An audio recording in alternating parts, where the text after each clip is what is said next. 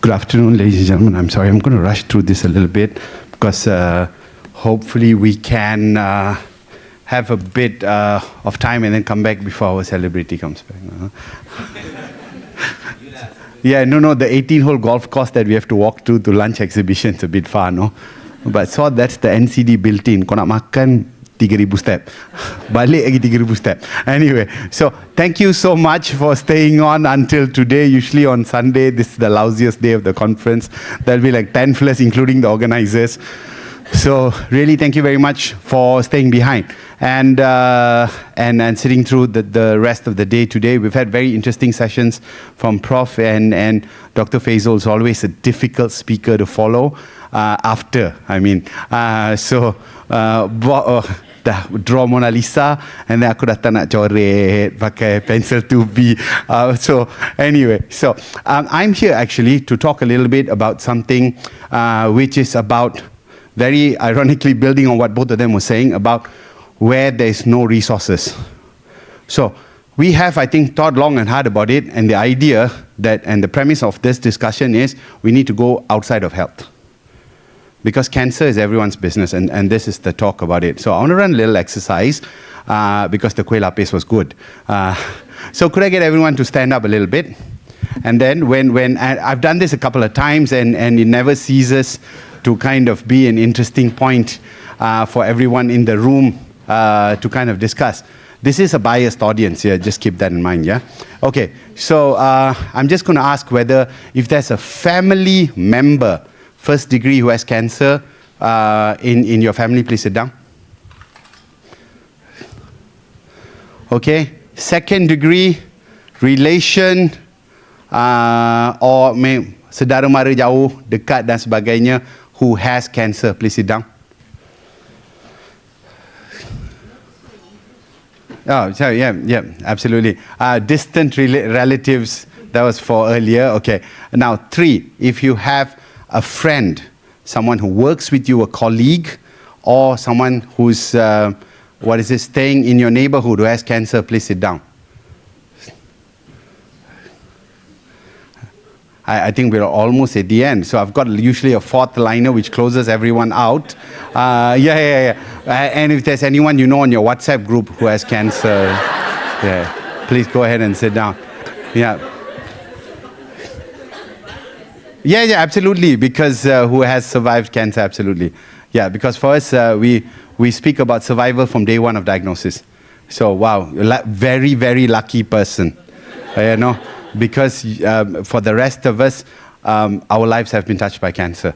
And look, I told you the prelude for this kind of little exercise was the fact that this is a very highly biased room.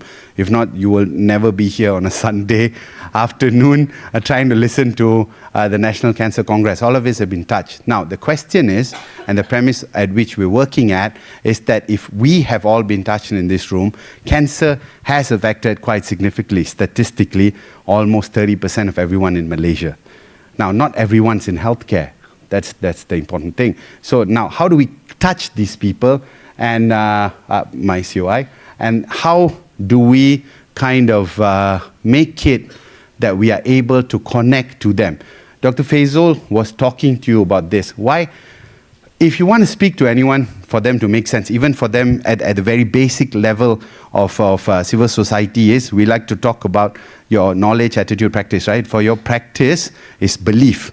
And believing in the cause means I'll take out 1 ringgit and put into a donation box. I'll press a QR code and donate some money. That's me believing in the cause. That's action. Everybody can mouth knowledge. Everybody can listen to a talk. People may say, oh, I really believe in your cause, but will you put your money where your mouth is? That's for us, it's like a translation, right? So the question that we're all looking for is whether or not people believe enough in the cause to do something about it. Now, Dr. Faisal spoke about this, that in order to make them believe your story, they need to be able to understand this question. Why the hell, pardon my French, should I care about this story? I got 1,000 other stories to deal with. So this little set of ideas is to socialize the concept that, hey, I'm basically putting a whole catalog of stuff that you can sell, and then hopefully get ideas on who to go and sell them to. Outside healthcare, healthcare is saturated. And the story of sympathy in healthcare, the boring, like nobody wants to listen to this. Like healthcare, oh, you know, children are dying everywhere, out of every single disease. Why should they care about cancer? You know, old sick people are dying. Yeah, they're dying from everything else. Parkinson, heart attack. It's not disrespectful of these diseases. But like I said, I'm wearing a Cancer Society story. This story is translatable to any cause that you're fighting in as well. Well, so we talk about connection on making everyone's business from an individual perspective. You have to first touch an individual, right? That person has to think that cancer is their business. Only then they're going to be mobilized to be able to support you. Some of this comes from the fact that they are directly touched by cancer. There's a family member or themselves or even someone close to them who lives with cancer, who has suffered from cancer, sometimes even succumbed from cancer. But that is the first kind of level of buy-in. But the next kind of bigger circle is that of interpersonal. And it goes on to, there's only so much individuals can do. It's a very interesting point to perhaps point out that individuals are very powerful. The only reason, I mean, we have multiple reasons. I'm sure there's like some very complex papers written on this. But on a very practical perspective, there's only one real reason why we have a National Cancer Institute. You know? And that is a very interesting fact. The wife of the Prime Minister had cancer at the time. And that perhaps drove that message. People had been asking for a cancer institute for decades before that. But the moment that particular individual was touched in an interpersonal manner, things moved, right? So, of course, the cruel question that some of us have really dark jokes about is, could we wish cancer upon everyone? So that is but it's not so much of a lack of reality, and I'll come to that in a bit. Organizationally, because there's only so much individuals can do, increasingly we talk about engaging with organizations, businesses, SMEs, multinational corporations, and all of these entities have different reasons and different values. So you need to be able to align those values, those reasons, to a cause which is very related to cancer or near cancer. And only then they will be able to, for example, keep on pouring funding or sending manpower to support activities or putting up CSR activities in which they help to pay for additional medical officers, for example. So it's a story that needs to be made. And community, and of course, at the far level, is public policy. So individually, it's not a difficult story to make. 1 in 3 Malaysians are at risk of cancer by the age of 75. So mortality is a big thing in this country. Interestingly, what Dr. Faisal said was absolutely right. The fear of mortality drives people to not want to find out that they may be mortal. So it's quite an interesting loop that you have to close. But generally, Malaysians are quite an empathetic people. They don't care about themselves, but they like to care about others. Very interesting. We're one of the biggest countries in the world to donate, by the way. So that's something that can be kind of tapped on. But it's not always about the money, as you will find out. Very little needs money. Then, of course, the kind of costs of cancer onto the community, and of course, increasingly in the occupational health, workplace kind of landscape, it makes so much sense due to the incredible costs that are related to an organization in terms of paying for people with cancer. I don't know whether you recall, Dr. Faisal and a couple of others actually put up this set of publications related to the economic costs of cancer in this country. And on a micro level, PM Care, for example, who's a big TPA, recently put out a closed document which marks cancer as the second biggest cost for every single employer in this country. So they are losing money, and you know how employers hate to lose money. Everybody hates to lose money. don't like to lose money as well. And so that is a cost that you can tap on. And if it's cheaper, and you get it cheaper, all the more better. And of course, community, the loss of talent and the community, the societal costs are something we never even talk about. So for sometimes I talk about friends in the performing arts. So we work a lot, for example, in the performing arts sector, where people ask, do I have talent? Zero talent. Goreng kway teow boleh lah. I can fry noodles, that's about it. But I have absolutely no talent at acting. So why am I working with performing arts people? Because many very, very talented artists in this country succumbed to cancer. And that makes it suddenly for the performing arts punya world, it's a story of how much talent has been lost or could be lost. Sports talents as well, the societal value and the cost of cancer to these people who technically have no connection to cancer whatsoever, and then suddenly they connect when you show them how they can connect. And of course, like the socioeconomic cost on public policy, but I can tell you no policymaker cares about this. Sadly. So, for a lot of people, okay, this is now a very sexy byword, this SDGs. We should have another conference on how SDG has failed us. We'll talk another 4 days. But the point I'm trying to drive is this. SDGs are sexy. One, SDGs, because they are sexy, have a lot of money parked into them. Whether for organizations, whether it's for institutes or universities doing research, whether it's even from the government kind of funding. You will not get money for health. But on an SDG perspective, it seems to be a lot of money floating around, guys. And especially within the public sphere is one packet altogether. But the moment you mention these other three letters which are magical, ESG, everyone just goes apeshit. It's amazing. Even the most mediocre SMEs have a 5-figure budget on ESG development and transformation. It's ridiculous. For multinationals, you're talking not even, sorry, I don't know, million was how many figures, I failed maths. 7, I think. No, 8, 9, mati laku. 7, 7, I think. So, but we're talking tens of millions of budgets. Some MNCs are even looking at hundreds of millions of budgets into ESG transformation. So it's a huge pot of money, something we need to think about. So the story then will be, and this is the story of why is it that they need to care? Is there an opportunity for us to make it their business as well? And I'll tell you why we can. Poverty, for example, a lot of people are working on SDG 1, but poverty exists across the cancer spectrum as well. There's a story to be told. There is, more importantly, the story of equitable access and the fact that poor are disproportionately affected. So if you can tell a poverty story around cancer within ESG space, you will get money to fund your solutions.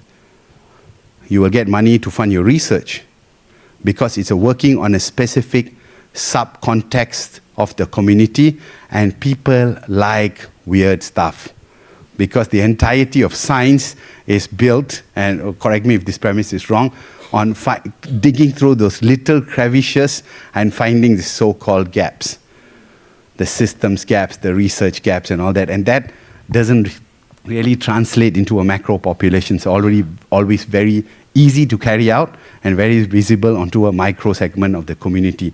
So this is a story which is very able to be told. Around SDG 2, hunger, nutrition as a causative factor, your processed foods, the use of that into kind of as drivers of cancer, and nutrition as a part of survivorship and healing. Again, you have no idea of how much of money is in this packet of nutrition, survivorship, and healing. I kid you not, we are talking close to a couple of billion ringgit.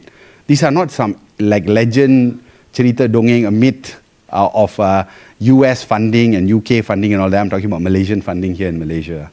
And I'm sure for our colleagues in other LMICs who are with us today, this pocket of fundings or like people who are happy to work with you, they're doing almost the same in all these countries as well. If I need to talk about SDG 3, we're all wasting our time. So I will not, that's why no explanation needed. But in terms of education, again, don't forget there's a huge area of education because we have health education teachers who are specifically trained in that, who work in schools. Whether or not they're effective, different question, different conference. But health literacy, health promotion, these are essential education subjects within the school curriculum. Again, the UN, for example, parks a lot of money towards education at all different levels. Whether it can be moved to a health education component, for sure. Have we thought of tapping on it? I don't think so. We're not doing too well at that. Gender equality. Again, Dr. Faisal spoke just now about how we are trying to get civil society around healthcare a little better. You know who's really organized in terms of civil society in this country?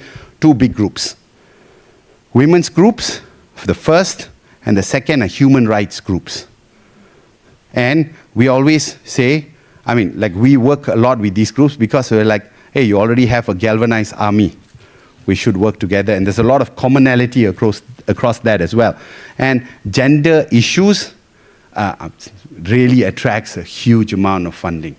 Whether it's in terms of disproportionate impact of cancer in women, specifically working on women's cancers and issues related to that, and kind of access to care and socio-economic challenges, even in post-treatment survivorship.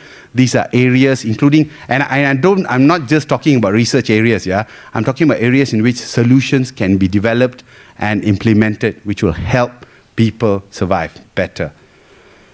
Clean water and sanitation, again, seems to be something very unrelated, but even this, there's a lot of work around causative drivers. Again, environmental health is a huge, huge, huge, ridiculous pocket of money. Even in Malaysia, people are talking about this clean energy and clean water funding running into the billions. Cancer has been absolutely unable to tap into that. We are real idiots. We need to do something about it. Affordable clean energy, I talked to you as well, because they're trying hard to clean up. And pollution is a big driver, even in this country, of cancer, knowingly and unknowingly. I always share the statistic, it's a miserable statistic. Across the OECD countries, about 700 over 1,000 cases of occupational related cancer reported per year. In Malaysia, you know how many? Any idea? No, we're so good. So we reported 0. So we're really good as a country. So the cancer people, Dr. Rose, myself, we put a module together. We went and trained all the MOs together with occupational health and guys and all that in 2019, 2020. Then it improved by 200%. Huge improvement, naik jadi 2 case. So we have no idea how much of occupational impact is there in cancer. It's quite significant. Again, a whole different pocket of money, occupational safety and health, which can come to doing cancer work, cancer solutions. Because don't forget that almost, 60% of the population are working population. So there are a lot of interventions can come in the workplace, and of course, in terms of industry innovation and infra, just a lot of money into the development space. Now people are talking very sexily about digital health, and I see very little digital health innovations in cancer. There's about 20 companies doing what seems to be very, very similar things in digital health. Each of the monkeys have a grant for about 5-6 million. It's rubbish.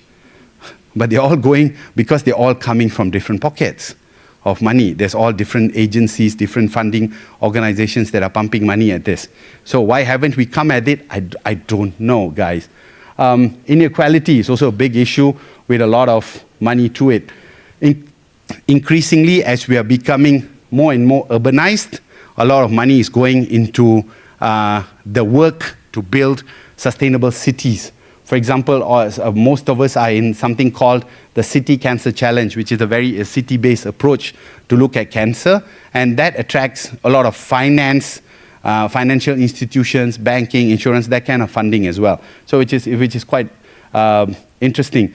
Climate, life below water, life on land, all this has kind of connections to carcinogens, exposure, nutrition, supportive treatment, and the industries around that which can help fund this, as well as the UN agencies that do this as well. And of course, I told you one of our greatest successes in the around the peri-COVID area has been the marriage that we've had among the health organizations with the human rights organizations. Human rights organizations are terrorists. I have no other word. We are terrorists, they are terrorists. Because where we, health fellas, when we are advocates, as Dr. Faisal was saying, problem is we are all very tofu. We politely write some letter, and then we write some letter again, and then some meeting, I was like, we'll see someone, and like, oh, could we accidentally, if you don't mind, see you another 1 year, blah, blah, blah. Human rights fellas, today they'll burn the house down.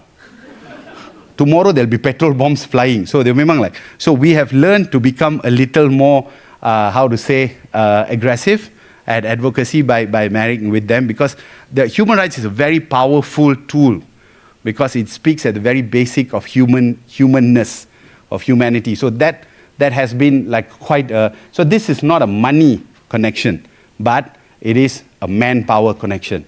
And across advocacy, you will find all of us, there's never been a case where in healthcare we'll have enough people, right? So, and this is a good set of people to get on to. So, partnerships for the goals. SDG 17 is exactly about that.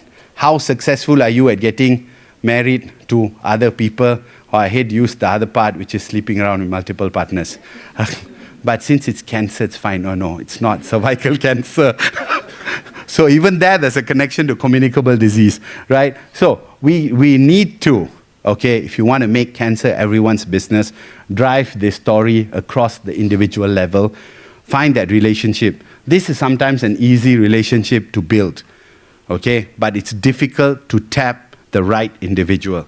So you can have many foot soldiers, but you need to sell one general as well, right? So interpersonal, friends, tapping on family networks, this kind of helps quite a bit. We get, for example, funding from a furniture company. I'm happy to share an example, because that individuals, they make an export furniture, huge furniture company. So they supply all our halfway homes with all our beds and equipment and all that for free. And the connection is that the sister of one of them is a young cancer survivor who stayed at one of our homes, and that's the interpersonal connection. And they pledged, and they continue to pledge every single time. So it's quite interesting, that connection on funding. So sure, they don't give us direct money, but every time we furnish a home, it's about close to 100,000, which gets lifted away. So hospital beds, I don't know, could it be worked at? I'm sure, just need to find the story, institutional, community, and policy, like I said, if you don't move something in a proper framework increasingly and make a case that's a business case, it needs to be financially something that makes sense, so that companies will give you the money, which if no means they will waste on stupid stuff, but they will waste it anyway. So for example, about 2 years ago, I managed to convince an organization to take out 200,000 that they spend on doing a hot balloon carnival every year. They're not a hot balloon company. So they spend this 200,000 on this huge CSR exercise where they put out about 100 hot air balloons, if I'm not mistaken, in that Malacca, Johor punya space. And then we moved them to actually supplying breast prosthesis, balloon. Don't go there, the very weird story there to sell them, but yeah, so breast prosthesis for women. So it's the story that can be made, but you have to make a business case for it. And we are lousy as a community, the healthcare community, at writing business cases. You know what we keep on going back to? the emotional story. Emotional story stops here, interpersonal. Above this all needs a business case, plus, and I'll tell you, here's where it's weird. At the policy level, it needs the poster child. It needs the emotional story plus the business case. And the emotional story needs to be petrol bombs being thrown at Parliament. Oh shit, the police chaps all left already. Thank God they were in the tobacco control advocacy thing just now. Okay, so that's about it. I'm stopping right now. So I think there's a very interesting case that can be made for making cancer everyone's business, because it really is. It's not a clinical disease that you can treat clinically and forget about it. It has lifelong repercussions to everyone involved in it, to everyone gets touched by it, and so we have to get lifelong little solutions all across the continuum to be able to succeed at this. Seriously. So I'm done. Thank you very much. Thank you, no Dr. time. Murali. No questions. We can take 2 quick questions. No. They need to go lunch. It's important. No, I'm kidding. Happy to take. Yeah. Great insights, Dr. Murali.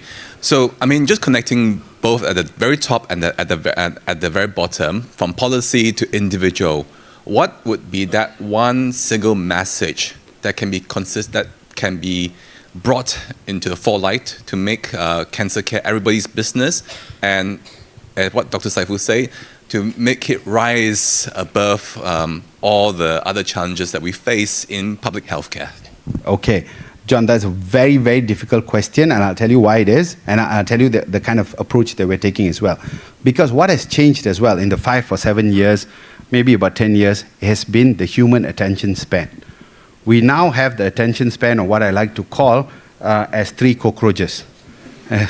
So there's 3 cockroaches crawling back and forth between your hind brain and your forebrain, and that's about all the time that you have to convince a person about a certain kind of cause or campaign. So the challenge is this. So I don't think there's one particular message first. So I think that a diversified message is the way to go, because diverse messages reach different types of people.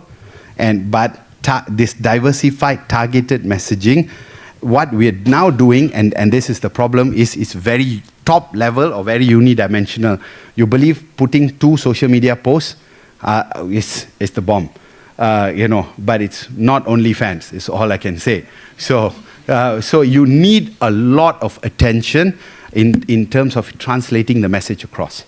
So it needs not only the messaging at kind of a superficial level, but there needs to, so you create a targeted message to one segment of the audience that needs to be hammered through multiple approaches.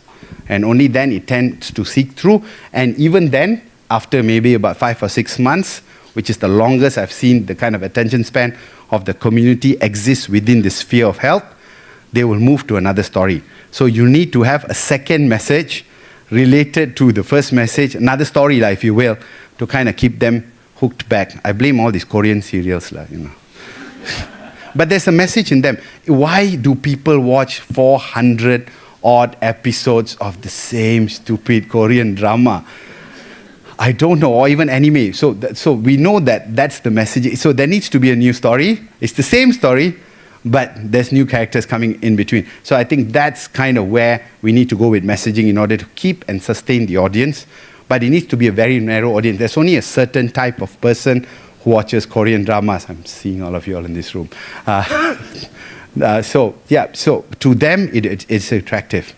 And so that's the messaging that needs to be kind of constructed. So then, like a lot of attention care, and in many projects, this comes as a socialization phase, and then people forget about it. I'm telling people now that engagement phase needs to actually be throughout, right up to the end. Because if you don't put that resources and don't carry that out, it's never going to work out. It fills us out. Yep, sorry. I've now managed to irritate about half the group. Still one more question, we irritated 50% of you. If there are no questions, we are happy to move on to... Yes, absolutely, thank you very much. Please go and enjoy lunch. And, Okay, so yes, where Prof. are all these billions? Yeah, where is this pot of money, Murali? You must tell us. So then, but a very interesting problem. Like I said, when you speak to the water guys, they have money, and very interesting, they've run out of things to do. So same with the environment guys, they're the same stuff only keep on doing this. They've run out of ideas. So suddenly when you go and approach them with this like sexy idea, because again, nobody is going to think of your story and how it connects to their story.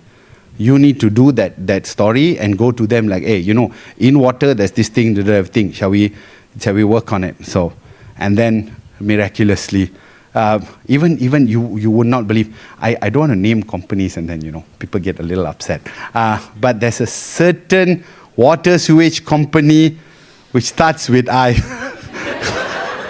So which has, like, for example, a lot of like this water related grants, or even SPAN for that example, like has quite a bit of money that goes into this. It's finding the bridging, and then they will make that case for you.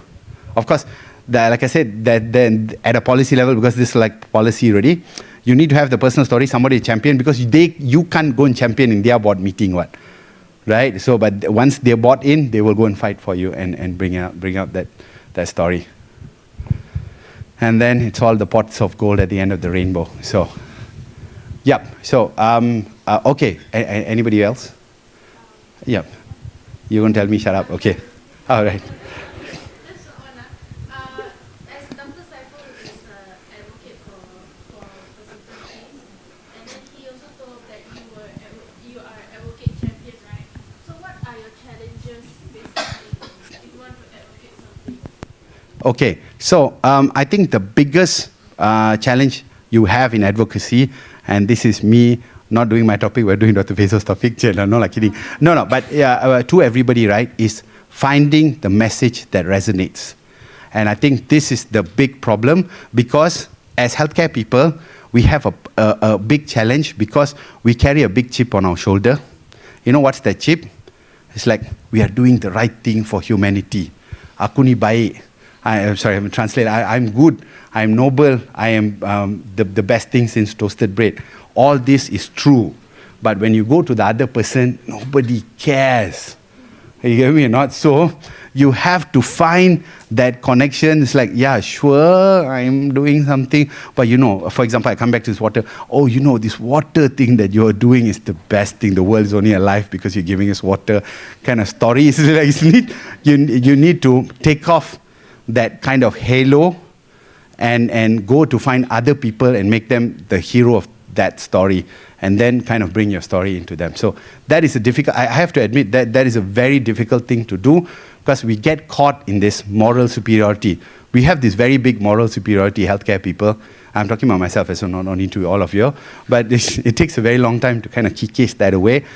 And because always like Doc was telling earlier, it's like, hey, this thing got statistics to it, makes the right thing to do. How are you so stupid that you can't see this?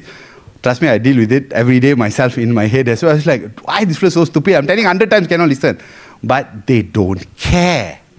That's exactly the problem, right? So this is hopefully giving you an idea how to make them care. Because you have to make that connection, and only then, it needs to enter into their story, and only then they will connect and move out to help you.